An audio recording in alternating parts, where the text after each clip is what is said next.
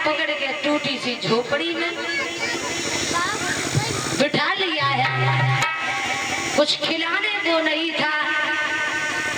भक्तजनों, जो कि एक जो रोटी बनी हुई रखी थी नमक के साथ में, मैया ने जिस समय महाराज को वो जौ की बनी हुई रोटी खिलाई, जल पिलाया है। बातों ही बातों में सारी रात बीत आई। सुबह के 4 बजे है तो घड़ियाले ने घंटा बजाया। घंटा, और जैसे ही उन घड़ियालों की आवाज सुनी तो उसी वक्त आज महाराज ने महारानी को छोड़ा और घोड़े को लेकर के वहां से छोटी रानी के करीब पहुंचे। मेरे भैया छोटी रानी के करीब पहुंचे। जो सुरुचि जो थी, जो अपनी रुचि में रहने वाली भक्तजनों,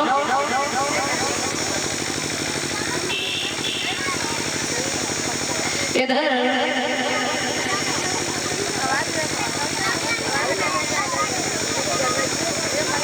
हुआ ये छोटी रानी जो सुरुचि थी वो महाराज के इंतजार में ही थी। और जब महाराज आए हैं ना तो बोली ही नहीं बोली। महाराज समझ गए, आवाज भी लगाई। और जैसे ही महाराज का चेहरा उदास देखा, सही जवाब दिया है, मैं समझ रही हूँ। सारी रात आज तुम सौतन के यहाँ बिता के आए हो, सौतन के यहाँ पर रहे हो। और जिस रात महाराज सुनीत के यहाँ रहे थे, भगवान की कृपा से वो रानी जो थी वो गर्भ को धारण करती है। लेकिन उधर वो छोटी रानी महाराज को धमकाती है और कहा, महाराज मुझे मालूम है तुम्हारी सारी करतूतें, तुम सारी रात तुमने कहां पर बिताई है, क्योंकि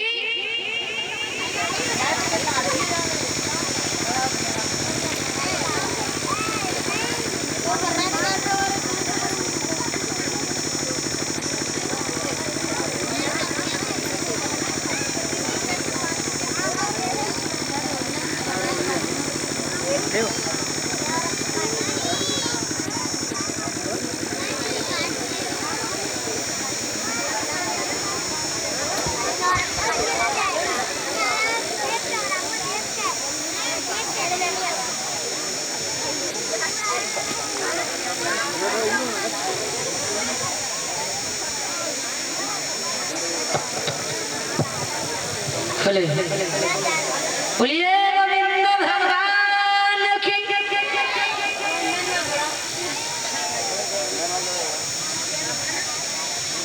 श्री सुखदेव भगवान समझाते, हे राजन उत्तरायण परीक्षित, महाराज जिस समय आए हैं ना, उस समय आकर के छोटी रानी ने कहा है कि हे महाराज, क्या उस दिन भूल गए जिस दिन तुमने वादा किया था, कसमें खाई थी, मंडप के नीचे तुमने कसम खाई थी, उसे याद करो उस दिन की। और तुम्हें मालूम होना चाहिए, मुझे मालूम है ना,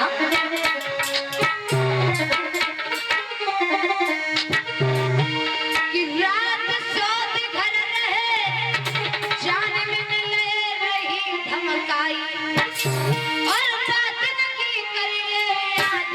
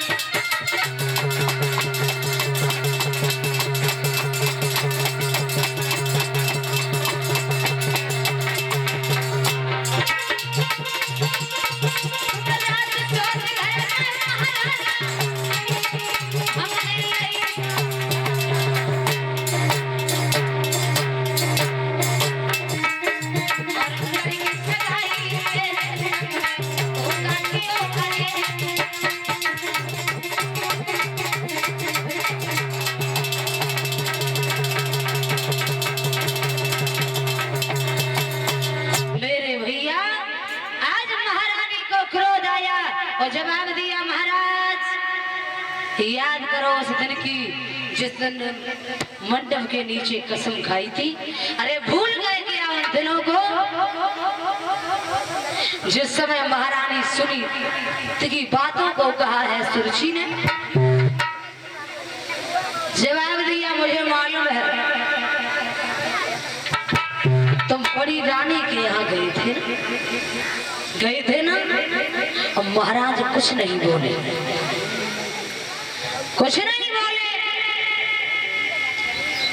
सोच रहे हैं अब क्या जवाब दूं, क्या कहूं उससे। समझ गए अगर डर गए तो बात बिगड़ जाएगी, बिगड़ जाएगी। क्रोध में आकर के जवाब दिया है अभागी औरत, जिस दिन से उसने घर में कदम रखा है उस दिन से तूने चैन से भोजन नहीं करने दिया और घर से बाहर भी निकाल दिया। अगर तुझे अभी चैन नहीं है तो हाथ में तलवार उठा और उसे मार दे। सही महारानी डर गई और जवाब दिया महाराज हम तो वैसे ही कर रहे थे, हम तो तुम्हारे साहस को आजमा रहे थे, हम ये देख रहे कि तुम्हारे अंदर साहस कितना है। और बहुत सी माताएं होती पति का साहस आजमाती हैं, बहुत सी माता। हाँ श्रोता हो इधर देवियां भी कम होशियार नहीं होती है। देवियां जो होती है ना ये भी कम होशियार नहीं होती है क्योंकि इन्हें मालूम है कि दवा कहाँ पे। माताएं जो एक दिन एक माता जी जो रहे ना तो उन्होंने सोचा ला हम अपने पति की अजवाइश करेंगे। अजवाइश और ये देखेंगे कि इसके अंदर साहस कितना है। तो शादी होके आई, शादी और शादी होके आई है ना तो वो बहू जो आई है सीधी शादी रहे और सीधी शादी और जो लड़का रहे वो भी नहीं सीधा टाइप का था। अभी मालूम है जब बाहर जाते हैं साथियों के साथ में खेलने को तो साथ के पूछा है भैया कैसी घर की भाभी आई है, क्या दहेज मिला? बोले और तो सब ठीक है, पत्नी बहुत सीधी है, दहेज भी अच्छा मिला, सब कुछ ठीक है। एक कहने लगा अगर तुम पहले से दब गए तो सारे जीवन दबते ही रहेंगे, थोड़े थोड़े धमकाते रहना पत्नी को। बोले धमकाए का बिना बात में? बोले बिना बात में ऐसे पत्नी कछु कहे या न कहे बिना बात में धमकाओ, कछुत कहना। अगर ज्यादा कहे तो पत्नी से तुम थोड़ी सी बात कहते रहना। बोले कौन सी? बोले ज्यादा कछु ना है, एक ही बात सीखने है। अगर पत्नी तुमसे कछु कहे कि भोजन ले आए कि पानी ले आए, यानी कहने का मतलब वो तुमसे कुछ भी कहे और तुम उससे एक ही बात कहना। पत्नी कहे भोजन ले आए तो तुम उससे कहना का बताए भैया, और जाके अलावा दूसरों को इलाज ही ना है। जय बात सीख लो। सब भोले वाले जो रहे वे बात सीख गए, रटत रहे, खूब पढ़े। एक दिन ऐसा हुआ वो अपने साथ के वाले लड़कों के साथ है मैच खेलने के बाद पहुंचे तो दरवाजा लगो रहे और जाकर ने गेट खटखटाओ। अंदर से पत्नी आई, मैंने अंदर से गेट खटखटाओ। बोले कौन? पति बोला कि बार खोल रही है कि बताया बिहार। पत्नी सोचने लगी न मालूम झगड़ा होएगा, वो कोई बात है क्यों भगभगा चले आ रहे हैं। सो उन्होंने गेट खोलो, अंदर जाके बैठ गए, बैठे रहे। सो पत्नी बोली अब भोजन ले आए। पति बोले भोजन ले आए, बात से पहले पानी ना पिएंगे का और पानी लाते नहीं बताया भैया। और पत्नी बड़ी दुखी, अगर भोजन की पूछ रहे हो तो मुसीबत, पानी ले आओ तो मुसीबत, कोई बात कह दे तो मुसीबत। और लड़का बाहर निकल गया सो बड़ी बूढ़ी डुगरिया जो होती है ना, इनकी तो आदत होती है जब घर कोई न रहे तो जिनने नाती को कमरे पर रखो चली गई पड़ोस में। सो बड़ी बूढ़ी अम्मा रहे मिलने पे नाती को लो पहुंच गई और लला तो लला तो ना रहे, बहू रहे। बोले बहू अरे क्या बात है? सो बहू आई, बोले अम्मा बात कछू ना है, तुम्हारी जो नाती है ना बिना मतलब में धमकाए, बिना मतलब में बात बात पे गाली। क्यों कोई बात हुई होगी तब तो। बोले हमने तो आज दिन तक कबू कुछ कही ही ना, कोई बात ही नहीं कही। डुगरिया बोली फिर काय को कहती हो, कुछ बात तो होगी। बोले तुम्हारी किस्म अम्मा हमने आज दिन तक कुछ नहीं कही। नहीं कही? हाँ और का। बोले तो कहा तो का है, जवाब दो। बहू बोली कहा तो कछ ना है, अगर हम ये कहे कब बताओ भोजन ले आए, और भोजन लेके अगर पूछते हैं तो केवल जय कहते हैं कि कब बताए अभियान, तो मुझे बता हम कछ कहते उड़ाए और बिना मतलब में मात तोड़ की नौबत बिना ही मतलब में। अम्मा कहने लगी अगर ऐसी बात है तो एक इलाज हम तुम्हें बताएं। बोले कौन से इलाज है? जवाब बताओ। अब की बार भाई आमदेव कड़ी खाए को घर में जैसे ही घुसे तुम माँ से पूछ लियो आज हिम्मत करके, और जब होएगी अगर तो मात तोड़ करेगा तो हम आ ही जाएंगे, इंतजाम कर ही देंगे। हाँ जब वो घर में आए के बस पूछियो रोटी खाए हो कि ना आए, और अगर कछु कहे तो तुम जाए के पास हिम्मत करके पूछ लियो, और जब कहियो तुम आज हमें बताइए दो, बताओगे कहा पहले हिम्मत कर। बहू कहने लगी तुम्हारी किस्म हम तो कबू कुछ कहियो ना अम्मा, जब बताओ हम कह कैसे दी। बोले आज तू कहिए तो होएगी सो हम देख लेंगे। सो डुगरिया जो रहे वो और साहस बढ़ाई गई बहू को, चली आए दरवाजा खोलो रहे बाजरे मन लगाओ ही ना। हाँ जाए के अंदर बैठ गए चारपाई पे, चांद खुजे आए रे बैठे बैठे। पत्नी आई और पत्नी आई के देख के लौट गई, पानी गर्म कर रही थी, सर्दी को महीना रहे। सोचने लगे मुझे आए नहाएंगे, तो पानी गर्म कर रही और बैठे चांद खुजे आ रहे। बोले बताओ आज 4 दिन हो गए और मैं यही है सुनो कि नहाएंगे कि नहीं नहाएंगे। बोले पत्नी आई गई, बोले महाराज का भोजन ले आए। चांद खजुआए के बोले तो ये भोजन की परी है, 4 दिन हनाओ ना है, 4 दिन हो गए और हनाओ ना है हमने, और हमारे लिए पानी गर्म करते की बताया भैया। तो पत्नी सतर हो गई, घड़ी हो गई। बोले जब बताओ तो बताओगे का आज हमें पहले बता ही दे, क्या बताओगे? तो डर के मारे घुटन ढीलो होएगा और बोले देवी जी हम तुमसे कसुनाए कहा, तुम्हारे हाथ जोड़ रहे, हम कसुनाए कह रहे तुम क्या करने जा रही हो? बोले हम करेंगे तब ही आज तुम हमें जब बता दो तुम क्या बताओगे हमें? हम पानी गर्म करने जा रहे हैं तुम्हारे लिए। बोले तुम्हारी किस्म आज तुम पानी गर्म मत करो, हम तो ठंडे ही पानी से नहा लेंगे और हम तुम्हें कुछ नहीं बताते, लेकिन तुम गुस्सा कतई मत करियो। आएगा या पैया का दे आराम से। यानी कुछ लोगों की आदत हुआ करती है, कुछ देवियों की भी आदत हुआ करती है जो देखा करती है, आजमाइश करती है।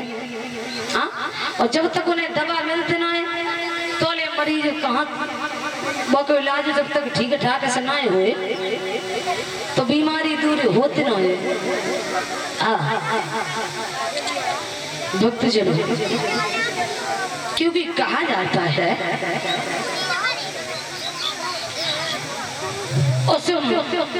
सूरज ने ये कहा है, अब तो जवाब दिया माफ करना महाराज, मैं तो तुम्हारी आजमाइश कर रही थी। आजमाइश? बोले हाँ ठीक। भगवान की ऐसी कृपा हुई, उसके एक दिन बाद सूरज जो है वो गर्भ को धारण करती है। धीरे धीरे समय व्यतीत हुआ और समय व्यतीत होने पर महारानी सुनीत से एक बहुत सुंदर बच्चे ने जन्म लिया। उसके एक दिन बाद छोटी रानी सूरज से बहुत सुंदर बच्चे ने जन्म लिया है।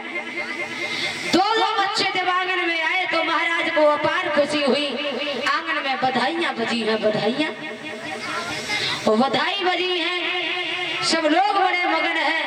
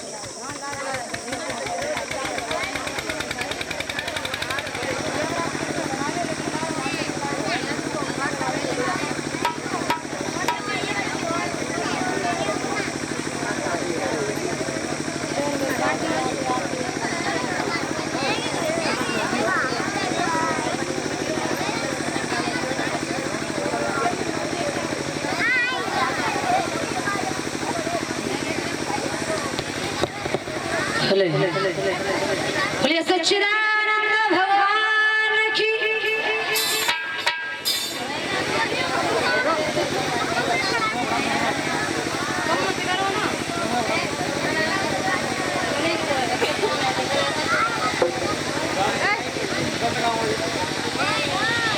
इधर दोनों बच्चों का नामकरण जब संस्कार करवाया, बड़ी रानी के पुत्र का नाम ध्रुव रखा गया, छोटी रानी के पुत्र का नाम उत्तम रखा गया। धीरे धीरे समय के अनुसार दोनों बच्चे सयाने समझदार हुए। एक दिन की बात है, दोनों भैया जिस समय पिताजी की कचहरी में खेलने जाते हैं तो महाराज ने देखा कि आज ध्रुव को अपनी गोद में बिठाएंगे। और ध्रुव को जब गोद में बिठाना तो एक चुगल ने जाके चुगली की है और कहा है कि हे महारानी, बात ये है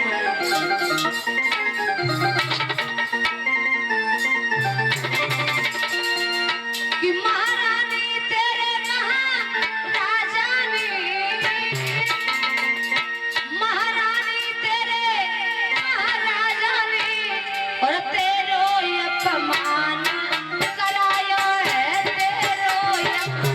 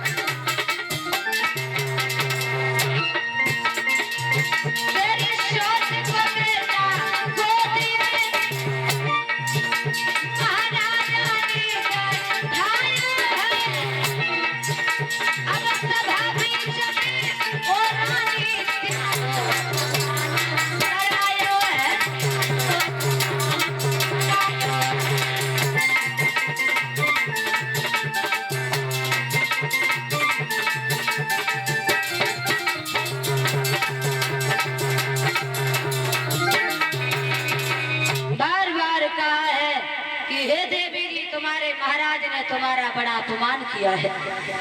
और जो ये कहा भक्त जना उसी समय पर क्रोध में गई और जो धर्म को बैठा हुआ देखा आगे बढ़ी और जाकर के कलाई को पकड़ के ध्रुव के गाल पे तार से तमाचा किया और धक्का मार के वहां से निकाल दिया। कहा दुष्ट अगर तू इस गोदी में बैठने के लायक होता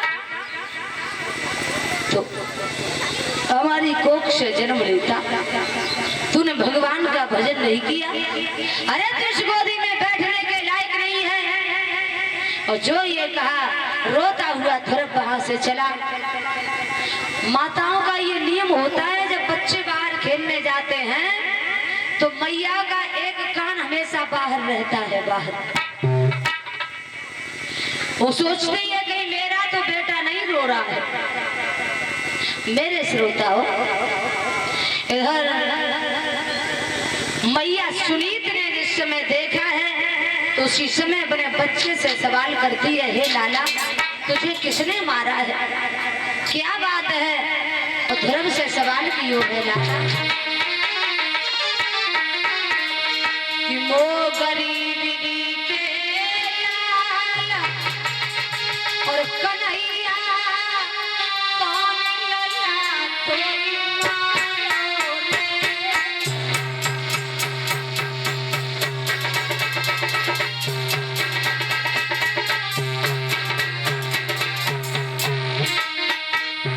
हुआ अपने बेटा से सवाल करती है लाला अरे वो गरीबी के लाला कन्हैया कौन लला तोरी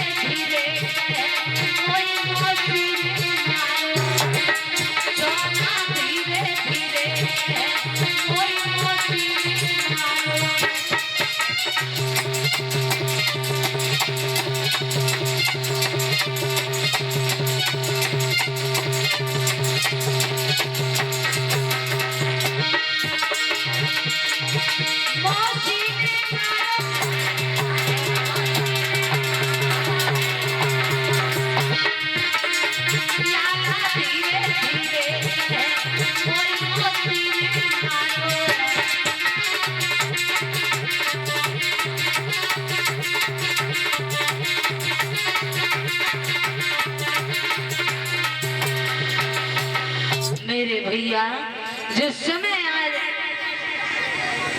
मैया ने सवाल किया तो भक्त ने बता दिया है, माँ मुझे मौसी ने मारा है लेकिन उस बात का दुख नहीं है। दुख तो सिर्फ इस बात का है कि पिताजी चेहरे की तरफ टकटकी लगा के देखते रहे और जिन्होंने अपने मुंह से कोई शब्द नहीं निकाला। मैया के मुंह से निकल गया, बेटा अगर वो तेरे पिता होते तो तुझसे कुछ न कुछ जरूर कहते, जरूर कहते। वो तेरे पिताजी नहीं है। बोले फिर?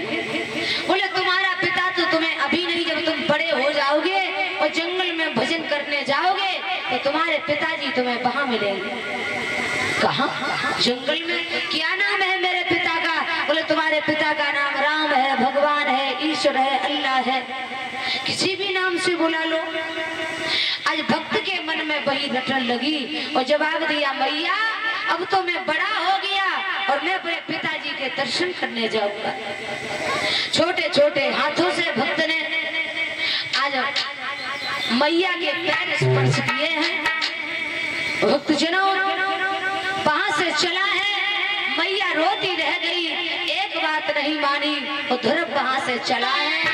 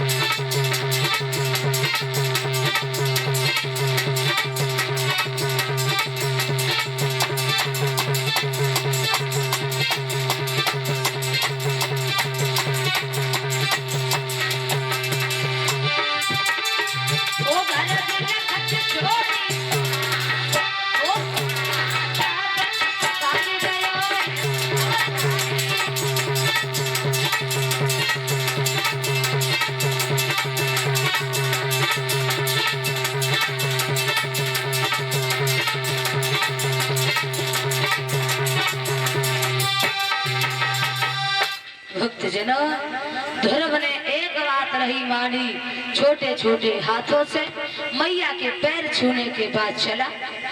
महाराज ने सुना है कि मेरा बेटा ध्रुव जा रहा है, तो उसी समय सिपाहियों को भेज करके कह दिया, जाकर के ध्रुव से कह देना कि आज से शुद्ध गेहूं की रोटी, वो भी सब्जी के साथ में मिलेगी, लेकिन वो जंगल को न जाए।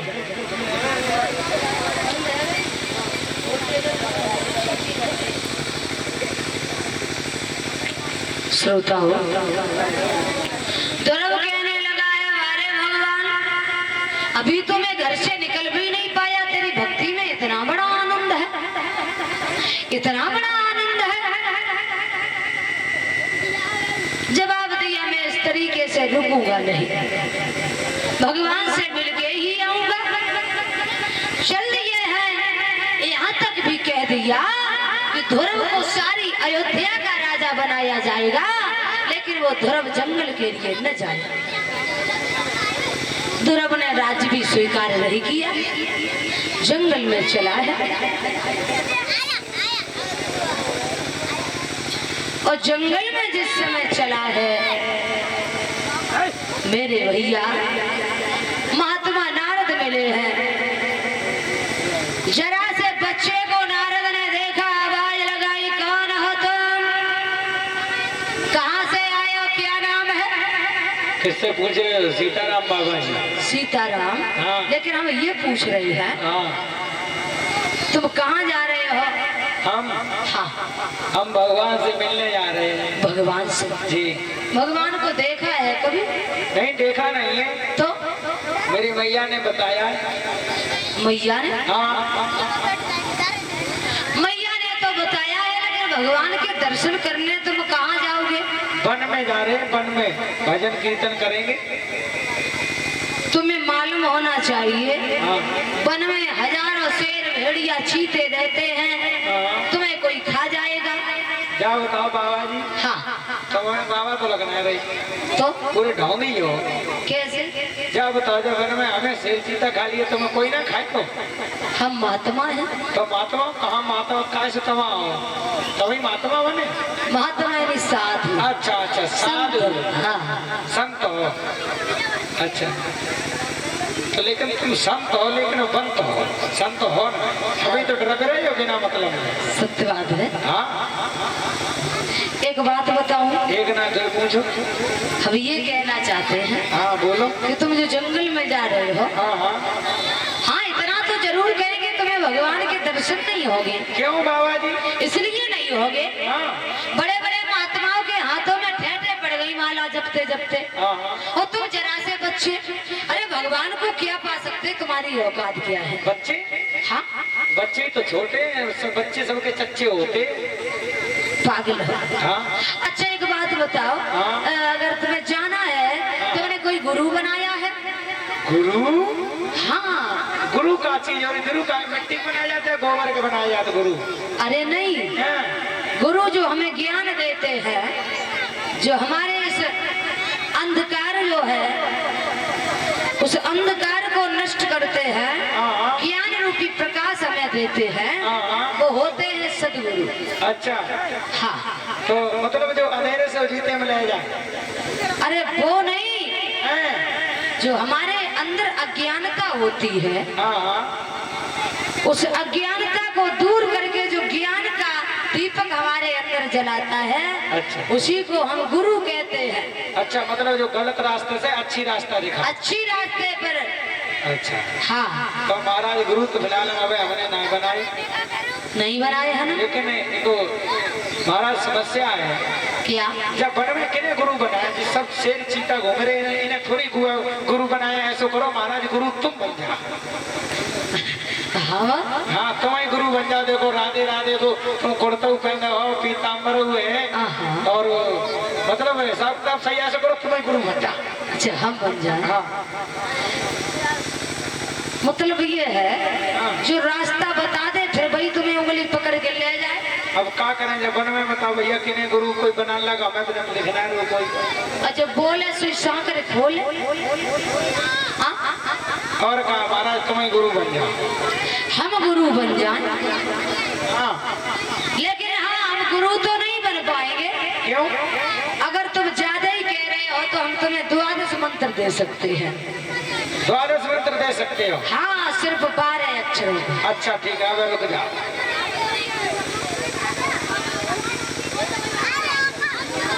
लाओ